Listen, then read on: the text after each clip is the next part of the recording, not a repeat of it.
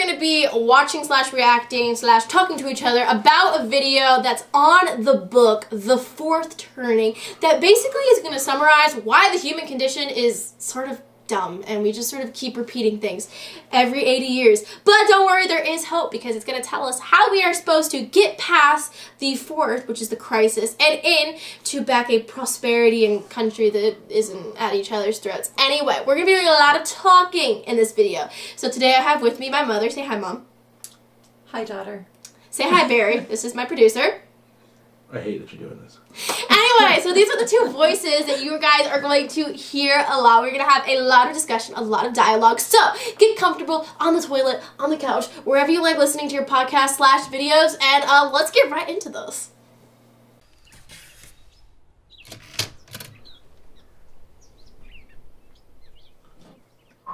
History unfolds in patterns that repeat every 80 years or so, about the duration of a human lifespan.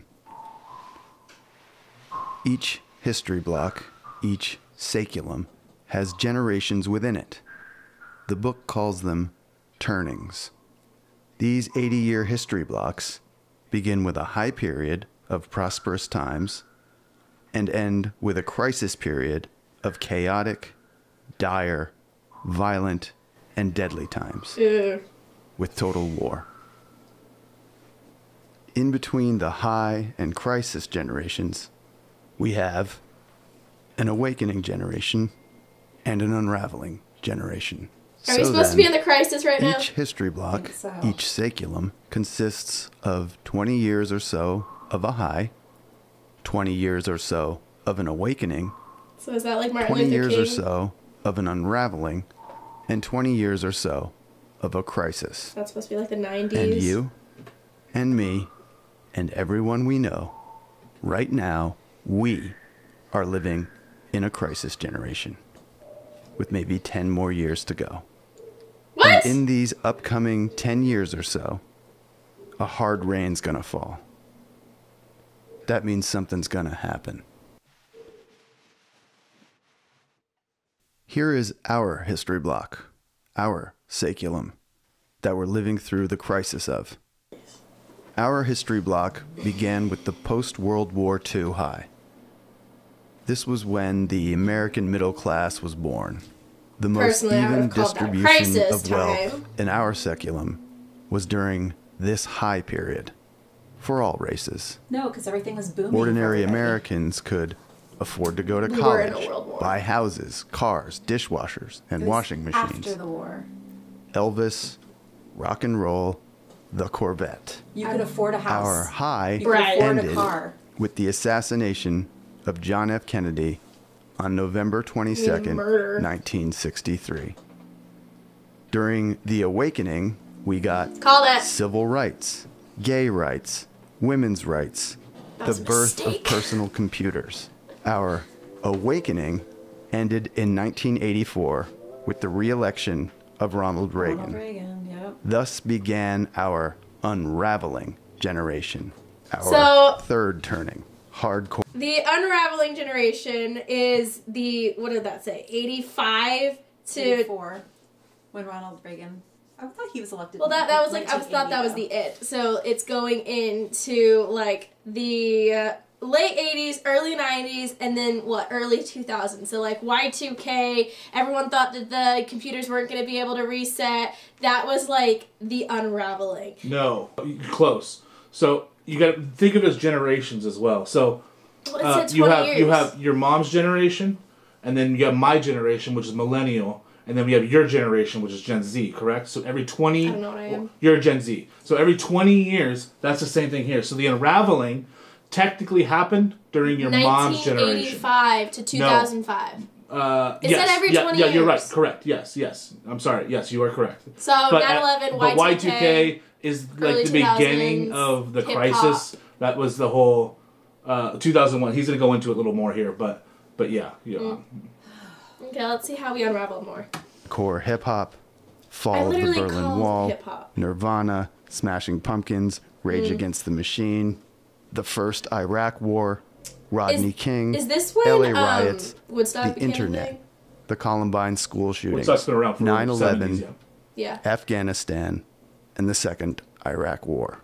Our crisis era, the crisis generation or fourth turning that we're in now, began with the financial crisis of 2008. Yep. Yeah, it's a little bit prolonged it's not from exactly a generation. And this book, okay, 20, the fourth turning is here. This book that this entire video and the subsequent video is about makes the case that our crisis, which the book calls the millennial crisis, will climax with civil war, American Civil War, World War III, or a combination of both. Let me say that again. This book... Wait, okay, so in the next 10 years, because I said that we had 10 years left of the crisis period, so what the book is saying is that we will be entering into a Civil War and World War III if we haven't already in the next 10 years. Now get this, that was written in 97. The book was written in 97? The book was written in 97 by Strauss and Howe. It's called the Strauss-Howe theory. They're the ones that came up with this whole concept of the generations and the turnings. So, that was in 97, before the financial crisis, before 9/11, before everything else. And look at it now. Ooh. So again, it's not 10 years from now. It's a give or take 20 years. It's not an exact year thing. So, but look at it this way. When was World War II started? World War II was started in pretty much the 40s, correct? Mm-hmm. Right after the Great Depression. We are now rhyming. We had a Great Depression in 2008, right? But where did we get involved? Well, we had a 2008 Great Depression or recession. That was the housing crisis. I know you were only 4, but it was a huge. It was a huge thing. But now we're also in a Great Depression now. At a huge recession now, we're in a depression. They are lying about it, but we are 100% in a depression this year. We totally are. Like, the numbers now compared to the numbers back in the 20s when the Great Depression. Correct. Wasn't there some TikToker is so much more unaffordable now. Nobody can afford a car. No, but that's what the people, some chick on TikTok did the numbers and took into account inflation, that it's more expensive to survive now than it was in the Great Depression, counting inflation. Right. About that video, though, some of it's kind of misleading. I have looked into those ones. The entire internet is misleading. But I was saying, I know what video you're talking about. You're talking about the Isabella Brown one or whatever. She was talking about how we're the cost of living. But anyway, the whole point is... we're in a crisis. Everything is so well, no, think of it this way. Again, we rhyme. We had the Great Depression. The Great Depression turned into World War II, right? So, I think all this stuff that we're going to... Wait. What was considered the greatest generation? The greatest generation was World War II heroes. Yeah, so that was during talk about this, but they're basically not the baby boomers, or the people before the baby boomers that gave birth. That's the greatest generation. That's what they're considered. They're the ones who basically went to go. They're the ones that saved the world, basically. That's why they're called the greatest generation. But no, my point is this: right now we're in a Great Depression. Right now. And we're about ready to go to war, in my opinion, to try and fix the Great Depression. We go to war because it spends money. It makes people, Well, it makes people in Washington, and it'll boost rich. the economy. Well, the whole world too, because if everyone's buying and spending, ammo, it kind of. But that's not how these will work. The barrel of your best man's gun. Yeah. So. Anyway, let's see. Okay, that is profound. That if they wrote this in 97, I think that's insane. That's 25. And they said 2008 is basically. He said 2008 is when it started in our crisis period. Is what it said. I still blame the that wasn't Obama. Obama was just president at that point. They knew more than they let on. Continuing. Let me say that again. This book makes the case that our current crisis will climax with either an American Civil War, World War III, or a combination of both. This episode is about a scary book that somehow gives me peace of mind, and thank you, BetterHelp, for sponsoring this episode and helping me understand how to put my mind at ease. It's not a therapy. I think a lot of videos about how things operate. Therapy it's not really. Helped me they had a lot of controversy a couple years ago. Aren't they an app that you can like? Yeah, anybody like they have license and quote license technicians, but I think a lot of people they had a lot of controversy a couple years ago. Into therapy. I don't know how accurate they are, but it's online therapy. Fill out very simple, I get my therapy questions, and answering the questionnaire connects you to the most appropriate therapist for your needs. Or just read the Bible. That's who. To a different therapist, And BetterHelp will meet you at your comfort level.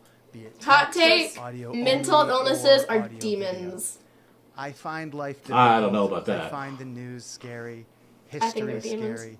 BetterHelp They're meant is to a sow fine chaos. tool Well, I mean, to I think in help general, me Satan's plan, function though, is to in the sow face fear of in struggle everybody. and So, I fear. mean, so if you're curious everything that's about happening in the world, he's therapy very or in happy when need of a everybody lives their life in therapist, fear, the link like is everybody has right done for the here, past 3 and years it's the same link under that's COVID, in the living in description. fear that someone Thanks, might breathe on them. Okay, he's done with his commercial. And the reason I take this book seriously, the reason I'm taking over a month to make these videos, is because years ago, I read this book, co-written by the same author.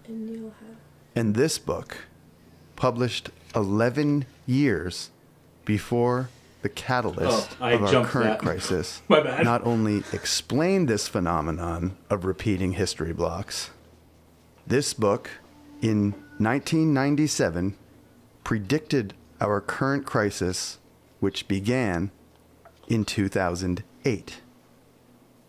And this book said, sometime around the year 2005, perhaps a few years before or after, America will enter the fourth turning. Okay, pause it, because I just have something to say about that. This just makes you think, though, that there's somebody behind the scenes running everything. That is what I just said. Like that I mean, there's so many things that are happening. Like, you know, when Bill Gates in the early 2000s says we need to, you know, reduce population.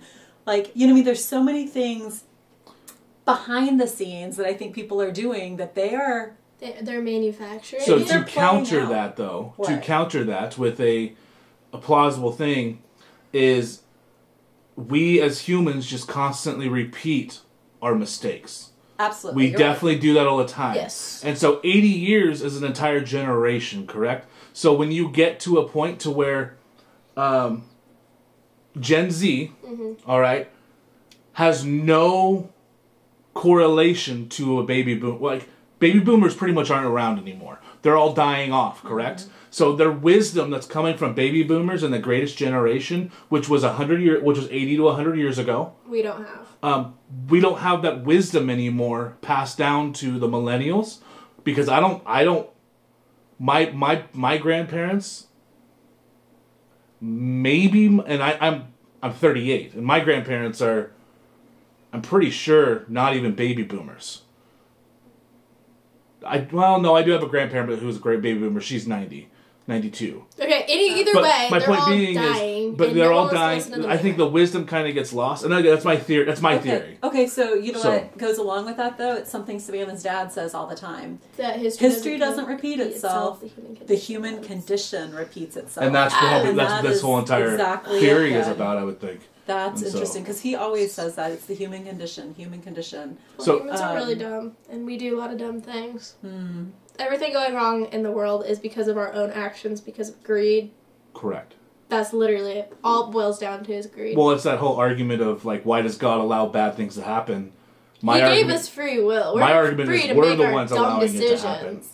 As in human beings, we're the ones that are doing that. And so, which goes back to what we talked about even before the show, that nobody has, I mean, everyone, the question is who benefits, because nobody cares about anybody else. There is no respect for human life at all. So it doesn't matter what you do. If you can benefit from something, but yet it harms people, who cares? As long as it doesn't harm you. Right. I mean, that's it's the whole thing of it's becoming selfish. And so, like... Yeah, selfish. What's the quote from the high of this, from World War II, where it was like, I wasn't a gay, or I wasn't a Jew, or I wasn't whatever, so I didn't say anything, but then they came for me, and then there was no one to stand up for me. Like, well, like, I haven't seen this full video, but I've seen other videos about the fourth turning. And they the book, and it sounds like it talks about how we go from, like, you know how, like, people go from, like, community to selfishness to, like, kind of different generations go back. It's like almost like a bi-generational thingy. Right now we're in our self-centered. We're kind of in that self-centered. That's a whole unraveling thing, is people become more self-centered, more, not community. And it's not communism, it's more community. And 2020 was a really big turning point for that. What do you mean? I mean, I think my generation in general is a lot more self-centered due to the internet, and everyone, like, you asked, like, kids what they wanted to be when they grew up. 90% of them said something along the lines of an influencer, YouTuber, Instagram model, whatever. It's very self-centered. And it's a vanity sort of thing. But in 2020, everyone got sheltered. No one got to see anybody. Everyone was put in basically lockdown. You couldn't see your family or friends. So that, like, selfish vanity, like, just I'm so high and mighty, like, outlook on life sort of became, I have to be that because I have nobody else, because I can't see anybody else. It just made that sort of, I don't need anybody, I don't need friendship or relationships worse because you couldn't have them. I mean, we saw so many people complaining about how they couldn't go see their grandparents and, you know, they were all dying in these retirement homes by themselves. Like, it was bad for them, but it was also bad for the people in their 20s. Yeah, I don't know. I think social media has really ruined relationships. I think so too. Across the board.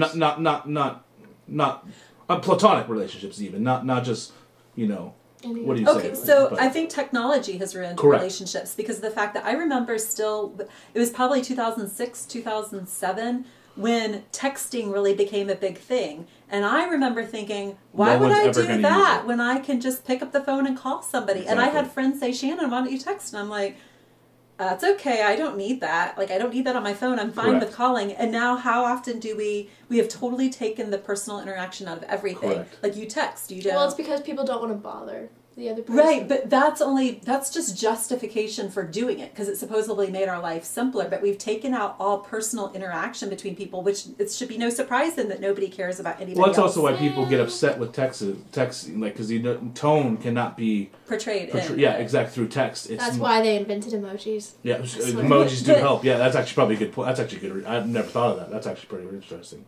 Right, if people use emojis. Otherwise, you're left. Bro, everybody uses emojis. Okay. I'm a dude. I typically don't use them. There you go. Like, Barry, do you use the happy smiley face? Or okay, I use them sometimes, but that's about it. Whatever. So anyway, okay, continuing. It predicted the 9/11 attacks. Wait, stop. Wait, who predicted the 9/11 attacks? The book. Keep up. He's saying just a terrorist attack.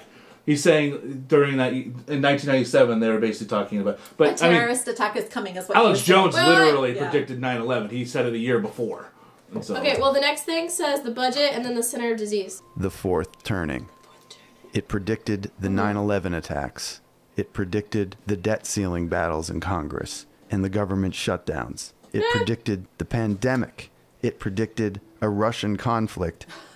In 1997, the book talked about now, right now. Economic distress, social distress with violence fueled by race and class, cultural distress with the media plunging into dizzying decay and censorship, technological... The media...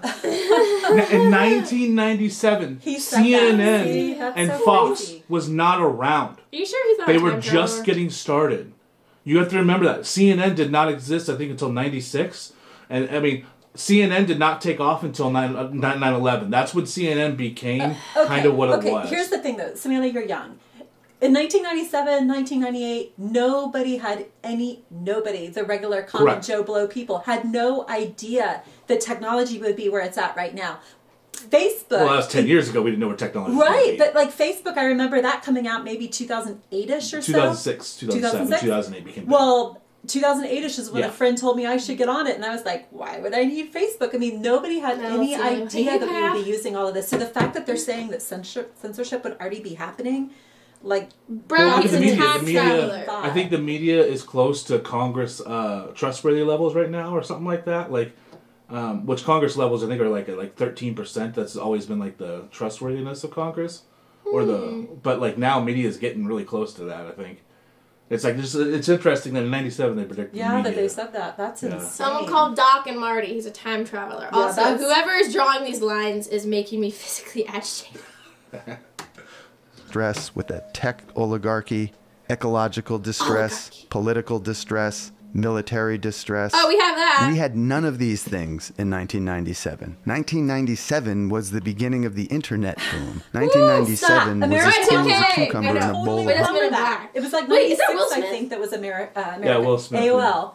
You don't even have any idea what that's all about. That's when you go, but what is the sound that they made for AOL when it dialed up? It went down the phone, and then it would... It was so annoying. And when you picked up the phone and somebody was on the internet, you would get that sound. Bro, I watch movies. So I know the sound.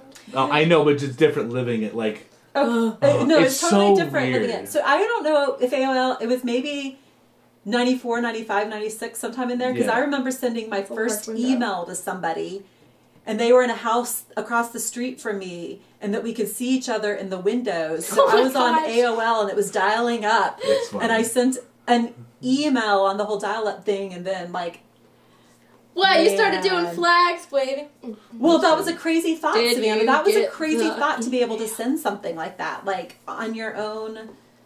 So as soon as you got that email, you got your little can attached to the string. Did you get it? You have your email? What did I say? Yeah, because there was no phones back then. There was only, like, home phones. There wasn't cell phones. I mean, there were, but there wasn't. There were, but there wasn't. Attached to it. We didn't really get cell phones until 2002, kind of. Okay, so I had a cell phone when I was in college. In 92, 93, 94. Sure. But it was the size of a lunchbox. Yeah. And you plugged it into your lighter, and it would only work, like, and you only stayed on the phone for, like, maybe a minute or so, because I don't even know how much it cost. Yeah. But, I mean, it was for emergencies only. Yeah. Well, hey, history really must repeat itself then, because phones went from being these giant, big, huge, gargantuan things to then getting really, really small, and now Apple just keeps making phones even bigger and bigger every stinking year. Well, no. Have you seen the new iPhone? It's the size of an iPad. I'm talking my phone is the size of a lunchbox. Yeah, it's as big as a purse. Oh my gosh, I'm being sardonic. Yeah. Okay. I can't find anything in here that we don't need to. It's fine. My spy machine. Okay. Continuing. Hot sauce. And these distresses and these predictions that this book predicted in 1997 have subsequently come true. And these distresses and conditions, history forecasts, lead to a climax. When's the climax? The big one.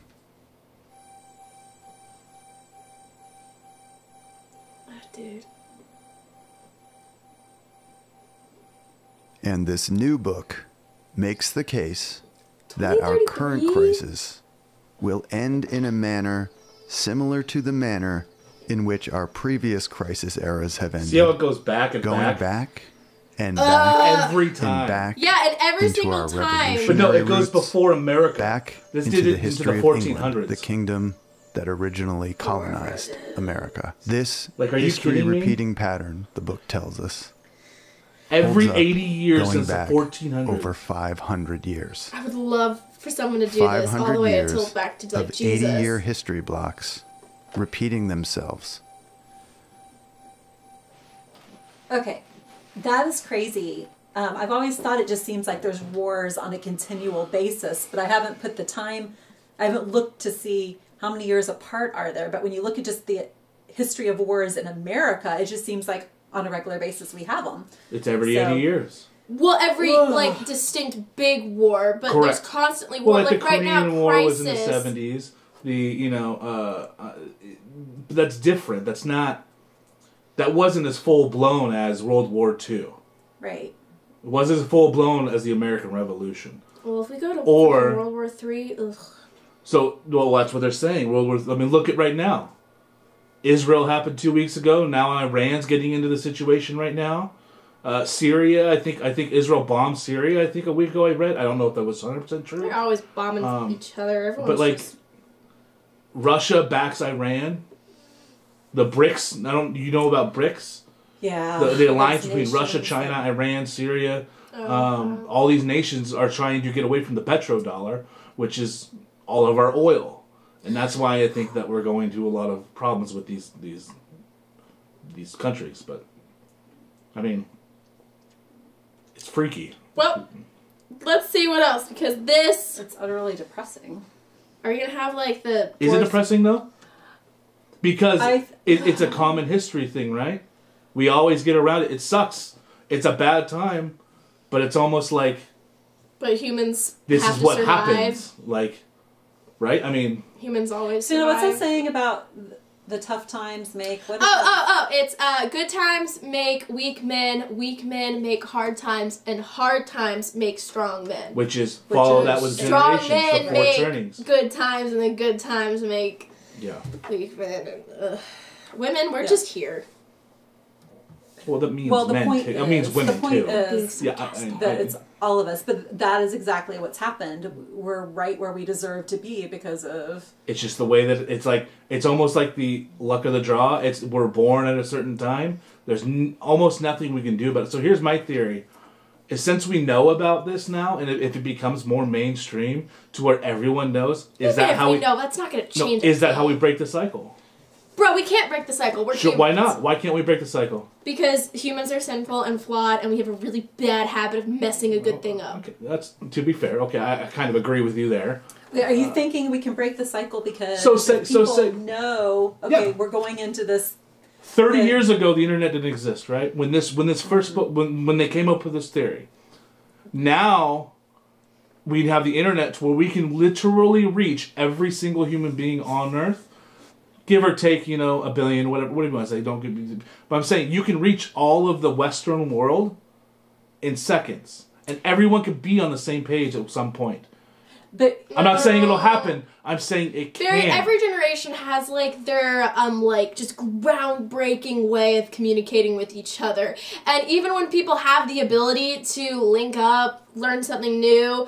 I mean, knowledge is power, and that's exactly why they don't want us to have it. But at the same time, people are ignorance is bliss. They don't want to know. But that's my point. If we go into a World War III, correct, and we go and we destroy half the world, or whatever it is. Who's we? I'm not going. We as a society, as human beings, you don't have a choice. I'm sorry. They better not try to draft me. I'm not saying. No, you're thinking too micro. I'm thinking macro.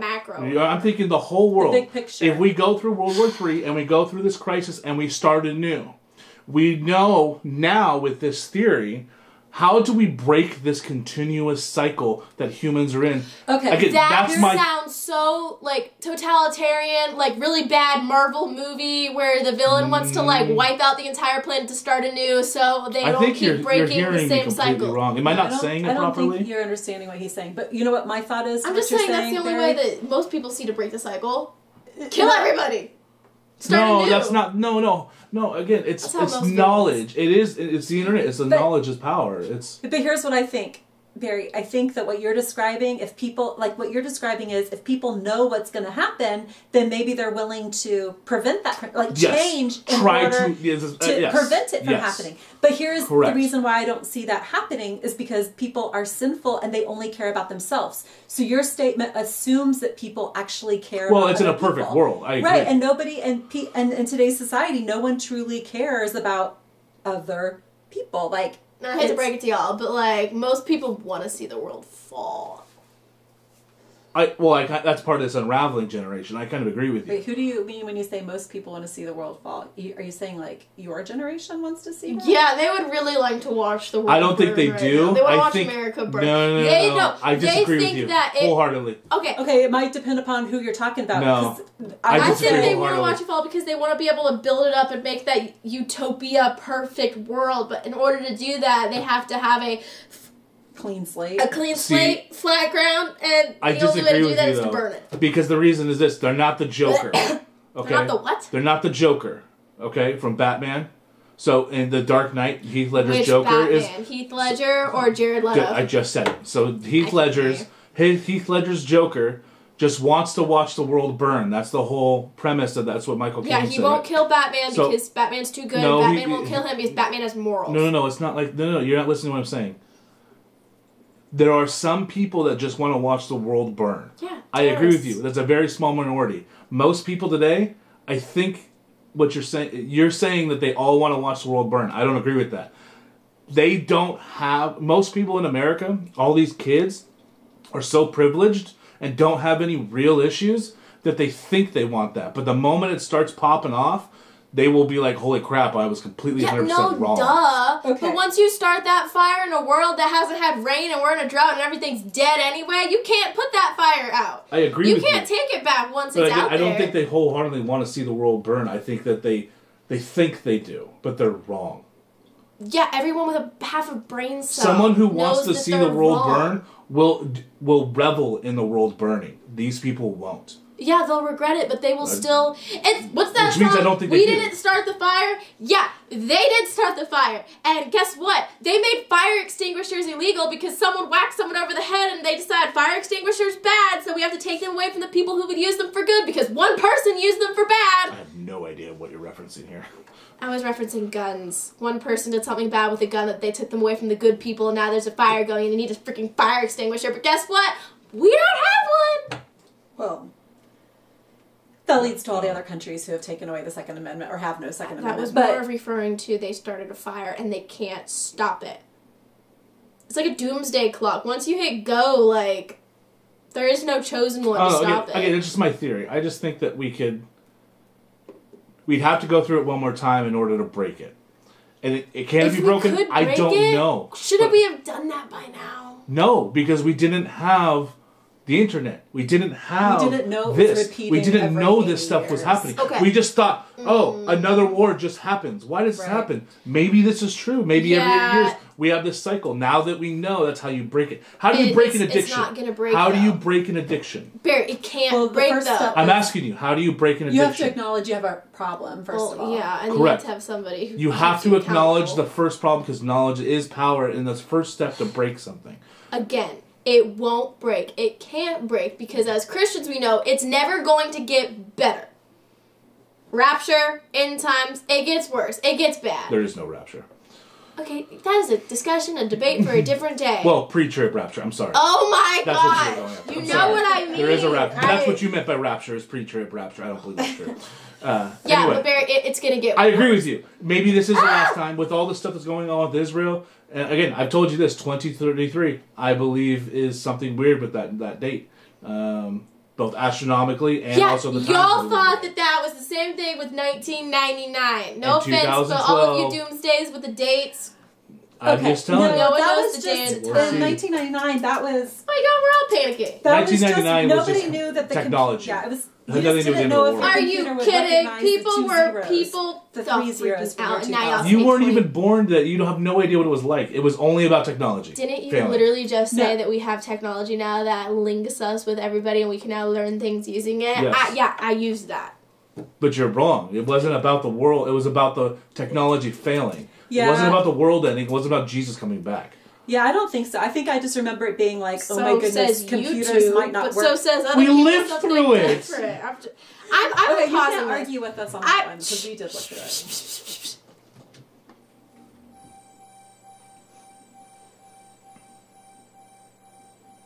This ominous music is giving me a headache.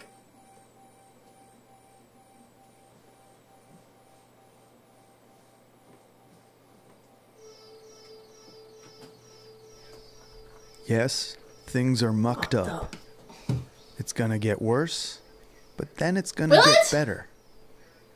America's previous crises gave her independence, freed her slaves, freed Europe, and created an economy that has vastly improved our systems that provide life.